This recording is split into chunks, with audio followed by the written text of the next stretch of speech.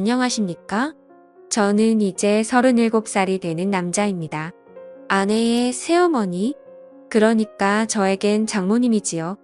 제가 잘못된 선택을 한 것을 알고 있습니다. 저만 믿고 사는 아내한테는 정말 몹쓸 짓을 한 것 같은 기분이 드네요. 제가 어렸을 적 공가족이 캐나다로 이민을 가게 되었습니다. 집안 사정 때문에 가게 된 것이니 자랑할 만한 일은 아니겠네요.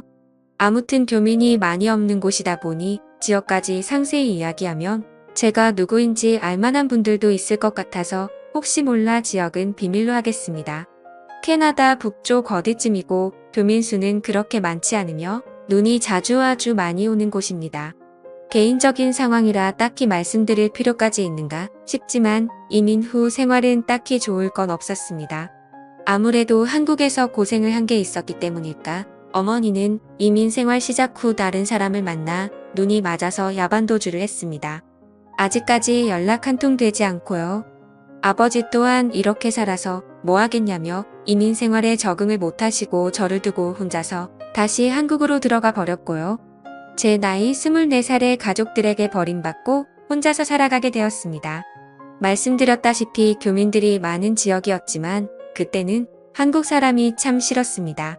저를 이역만리 타국 땅에 오게 만든 사람들 와서도 저를 버리거나 저를 배신한 사람들 뿐이었으니 그럴만도 했죠. 그래서 최대한 한 명의 한국 사람들이라도 피해가며 살기 위해서 자금이 생길 때마다 조금씩 교민들이 사는 지역에서 멀어지기 시작했습니다. 그러다 보니 어느 깊숙하고 한적한 시골 동네까지 다다르게 되었네요.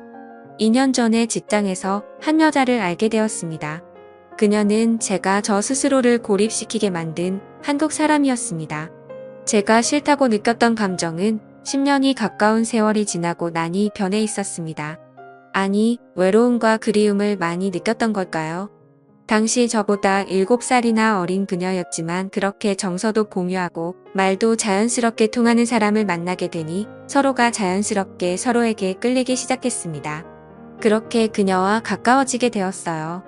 연애를 시작한 지 얼마 되지 않고부터는 그녀와 제가 한 집에서 동거를 시작하게 되었고 결혼을 약속하게 되는 사이까지 발전하게 됩니다.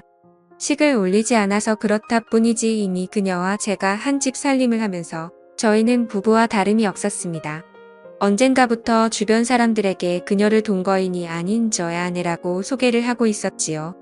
어느 날 퇴근을 하고 집에 들어오니 저보다 먼저 퇴근을 했던 아내가 누군가와 영상통화를 하고 있었습니다. 입고 있던 외투를 벗으며 슬쩍 아내의 핸드폰을 바라봤는데 핸드폰 안에서 아내와 대화를 나누고 있던 사람이 엄청난 미인이었습니다. 나이는 저와 살짝 비슷하거나 많아 보이기는 했지만 작은 전화기 화면 너머로 보이는 미모는 솔직히 말했을 때도 제 아내보다 훨씬 화려하고 아름다워 보였습니다. 누구보다 눈이 많이 오는 캐나다에 어울리는 창백하다 생각이 들 만큼 투명한 피부 그리고 그 피부를 더 새하얗게 보이게 만드는 어깨 뒤로 늘어뜨린 긴 검정색 생머리. 저도 모르게 시선을 떨쳐낼 수가 없더라고요. 그렇게 통화하는 아내 곁을 떠나지 못하고 있는데 아내가 아빠는 잘 지내 하면서 아버지의 안부를 묻고 있으니 그녀의 사촌 언니 정도로 생각을 했습니다. 왜냐하면 제 아내한테 형제가 없는 건 제가 이미 알고 있었거든요. 그런데 그 말을 들으니 제가 아내에 대해서 모든 걸 알고 있다고 생각했는데 그녀의 가족 구성원조차 모르다니 내가 아는 게 아무것도 모르는구나 하는 생각이 들었습니다. 이윽고 통화를 마친 아내가 저에게 다가왔어요. 아내에 대해서 좀 더 잘 알아가야겠다 반성하던 차였으니 아내에게 방금 통화한 사람이 누구냐고 물어봤습니다. 그때까지도 저는 전화기 속 그녀의 미모에 반해 있긴 했지만 핵심을 갖거나 할 생각은 없었고 순수하게 아내를 알아가기 위해서 물어본 것이었거든요. 그런데 아내의 대답에 저는 더 이상 핵심을 가질 수도 없는 사람이란 걸 알게 되었습니다. 저에게 놀라지 말라고 하면서 방금 자기랑 통화한 사람은 다른 사람이 아니고 자기 엄마라고 하더라고요. 말도 안 되는 소리 하지 말고 똑바로 말하라고 정색을 했습니다. 누가 봐도 젊은 사람이었고 아무리 많이 쳐도 내 또래밖에 안 되는 사람이 어떻게 당신 엄마냐고 한마디 했어요. 아무리 시집을 일찍 갔고 20살이 되자마자 아내를 가졌다고 해도 50이 가까운 나이일 텐데 아무리 봐도 나랑 비슷하거나 조금 더 어리거나 한 사람이 당신 엄마일 수가 없다고 했습니다. 그런데 아내는 제 반응에 재밌다는 듯이 웃더니 그 자초지종을 설명해 주었습니다. 아내는 홀아버지 밑에서 자라왔다고 합니다. 친어머니는 자신이 어릴 때 돌아가셨다고 하고요. 아내가 대학교 입학을 준비하기 위해 봤던 과외가 있었는데 지금 엄마는 그때 자기를 가르쳐 주던 과외 선생님이랍니다.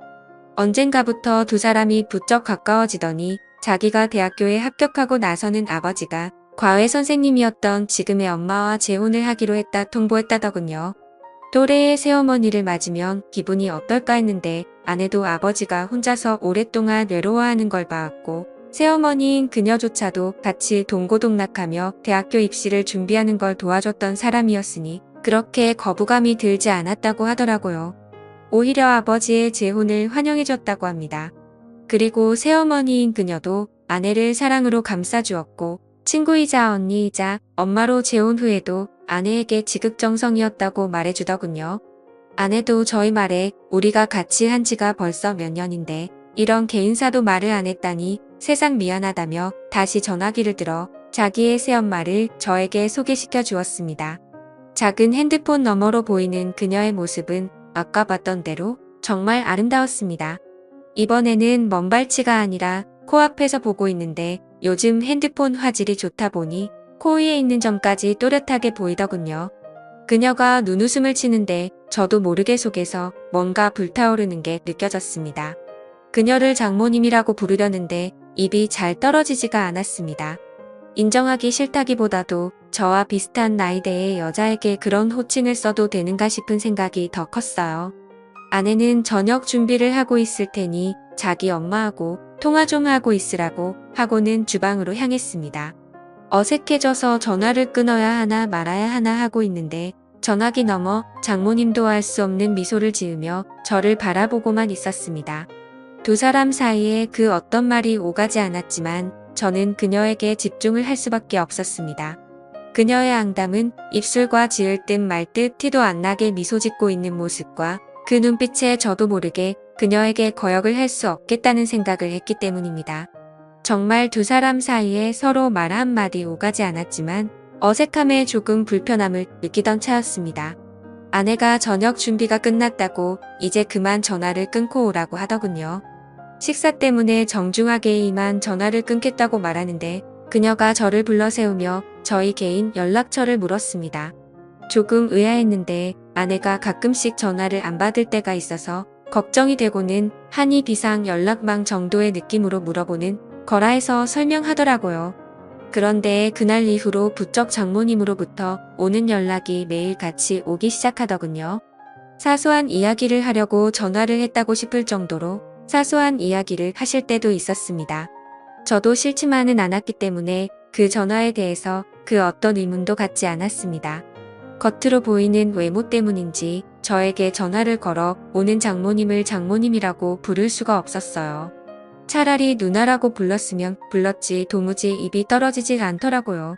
그녀도 저를 사위라고 부르는 일은 없었습니다. 하루는 아내가 같이 있는데도 계속 저에게 전화를 걸더군요. 연락을 받으니 또 전화를 끊을 생각을 하질 않아서 부담스러워하고 있는 상황이었습니다. 그래서 어떤 날에는 아예 밖으로 나가 전화를 받기도 했습니다. 왜냐하면 그때쯤부터는 장모님도 아내의 안부를 위해 거는 전화가 아니라 지극히 개인적인 용으로 전화를 걸어 저랑 대화를 나누는 사이가 되어 있었기 때문입니다. 남들 들려주기에는 조금 민망한 대화를 나누고 있었기에 아내가 잠깐 뭔가 준비하는 틈을 타서 밖에 나가서 다시 전화를 받았습니다. 한참 장모님이 전화기 너머로 하는 말에 정신이 빠져 한참 열이 올라있는 상황이었는데 아내가 뒤에서 저를 툭 치더라고요. 깜짝 놀라서 정말 그 자리에서 쓰러질 뻔했습니다. 아내가 누구랑 통화를 하길래 밖에서 전화까지 하고 있냐는 말에 당황을 했어요. 재혼한 젊고 예쁜 너네 엄마라고 말을 솔직하게 해줘야 하나 그런 고민을 하고 있는데 장모님이 자기가 해결하겠다고 아내를 바꾸랍니다. 저는 이제 다 들켜버린 거구나 하고 망했다는 생각을 하고 조마조마해하고 있었습니다. 전화를 넘겨받은 아내도 처음에는 조금 심각한 표정이었는데 전화를 받고 얼마 지나지 않아서 얼굴이 활짝 피더라고요. 저는 오히려 더 의심을 사지 않을까 했는데 장모님이 무슨 말을 해서 아내의 기분을 저렇게 좋게 만든 건가 싶었습니다. 저는 두 사람이 무슨 이야기를 하는지 알 방도가 없으니 답답하기만 했어요. 통화가 끝난 건지 아내가 저한테 전화기를 건네줬고 저한테 어떻게 말도 없이 그럴 수 있냐고 묻더라고요. 장모님이 무슨 이야기를 했는지 모르는 상황에 아내 입에서 나온 말에 저도 억장이 무너지는 것 같았습니다. 이제 다 끝났구나 싶었는데 아내가 저를 와락 안아줬어요. 어떻게 돌아가는 상황인지 모르니 당황스러웠는데 아내가 기뻐하면서 하는 말이 장모님이 대충 전화로 저와 아내의 결혼식에 대해서 물어봤다는 말을 했다고 하더라고요. 그리고 일단 캐나다에서 작게 결혼식을 올리는 게 어떻겠냐며 장인어른과 장모님이 캐나다에 방문을 하겠다고 했어요. 아내는 들떠서는 기뻐하며 저보고 속이 깊은 사람이라고 했습니다. 제가 아내가 친엄마처럼 여기던 사람과 전화로 뭘 했는지도 모르고 그렇게 기뻐하는 모습을 보니 미안해까지 했어요. 아내는 캐나다에 살면서 젊은 시절에 웨딩드레스 입는 건 포기하고 있었는데 정말 고맙다며 엄청 감동한 눈치였습니다. 왜냐하면 제가 군입대 때문에 다시 한국으로 들어가기 조금 어려운 상황이라 한국에 들어갈 방법이 따로 없어서 가지고요. 아무튼 그렇게 갑작스럽게 결혼식을 준비하게 되었고 몇 달 지나지 않아서 장모님과 장인어른이 비행기를 타고 이 지역으로 도착하게 되었습니다. 아내는 오랜만에 가족들을 만난다는 생각에 기분이 한층 업되었고요. 저는 하지만 속으로 오만 가지 생각이 들었습니다. 장모님이 또 어떤 돌발 행동을 해올지 몰랐으니까요. 공항에서 실물로 처음 만난 장모님은 손바닥만한 전화기 화면 속에서 보던 것보다 훨씬 아름다웠습니다. 키도 크고 화장이 진하긴 하지만 그만큼 더 새하얀 피부가 강조되었어요. 제가 좋아했던 검은색 머리는 파마를 해서 두꺼운 웨이브를 지게 만들었더라고요. 하지만 도무지 10시간이 넘는 장거리 비행을 하고 도착한 사람이라고는 생각이 들지 않을 정도로 장모님은 아름다웠습니다. 아내가 아무리 장모님을 언니이자 엄마로 생각한다고 한들 친아버지인 장인어른만큼은 아니었나 봐요. 공항에서부터 계속 아내는 아버지 옆에 달라붙어 떨어질 생각을 하지 않았습니다. 덕분에 어디를 가더라도 어디를 걷더라도 제 옆에는 항상 장모님이 같이 있었고 그만큼 저는 장모님과 또 시간을 보내게 되었어요. 두 사람이 못 듣는다는 걸 확신하는 자리에서는 장모님이 저를 실제로 보니 어떻게 해주고 어떻게 해버리고 싶다 뭐 이런 식으로 짓궂은 농담을 하는데 정말 저도 부끄러워서 고개가 들어지지 않더라고요. 두 사람은 2달이라는 꽤나 긴 장기 일정으로 놀러 오게 되었습니다. 그동안에 결혼식 준비며 본식도 올리고 있는 만큼 여기 구경도 하다가 가려던 계획이었던 것 같아요. 처음 2주는 시차 적응 때문에 아무것도 못하더라고요. 새벽 출근이 있어서 일찍 일어나서 보면 1층 거실에서 창밖을 바라보고 있는 장모님을 매번 마주치게 되었습니다. 물론 집안에 모두가 있었기 때문에 저도 그만큼 조심조심해야 했어요. 장모님도 그걸 아는지 살짝 다가와 제 손을 잡는 것 말고는 아무것도 하지 않았습니다. 그리고 두 사람이 시차 적응이 완전히 끝난 첫 주말이었습니다. 밖에 대설주의보가 내려와 있는데도 아내는 가족들과 나들이를 가고 싶다고 하더라고요. 장모님은 몸 상태가 조금 안 좋다고 해서 집에 쉬게 되었고 저는 아내와 장인어른을 따라 밖에 나오게 되었습니다. 차로 한 20분쯤 이동했을 때 장모님한테서 아내에게 전화가 왔어요. 눈도 많이 온다고 하고 혼자 있는 게 조금 무서워서 그런데 그냥 오늘 나가지 않으면 안 되냐고요. 아내가 아쉬워하는 분위기였지만 하는 수 없이 차를 돌려서 돌아오기로 정하려고 하던 찰나였습니다. 아내가 집에다가 저를 내려줄 테니 저라도 집에 있어달라고 하더라고요. 아버지랑 꼭 나가고 싶다고 하면서요. 그때 저는 속으로 그날 무슨 일이 나도 나겠다는 예감을 하게 되었지만 딱히 그러지 않겠다는 말도 하지 않았습니다. 집에 오는 길에도 눈발이 꽤나 날리기에 집에 도착하면 아내가 그냥 나가지 말자고 할 수도 있겠다는 생각을 했는데 그렇지 않았어요.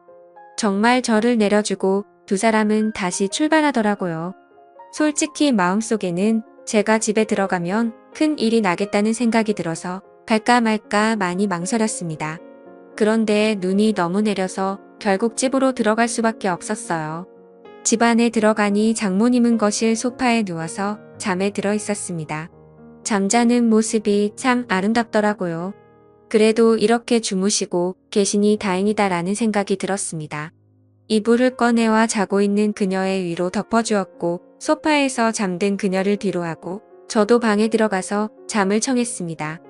한두 시간쯤 잠을 청한 것 같은데 아내한테 전화가 왔어요.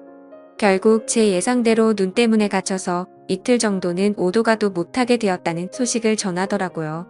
저는 그 말을 들었을 때 이미 모든 걸 포기해버렸습니다.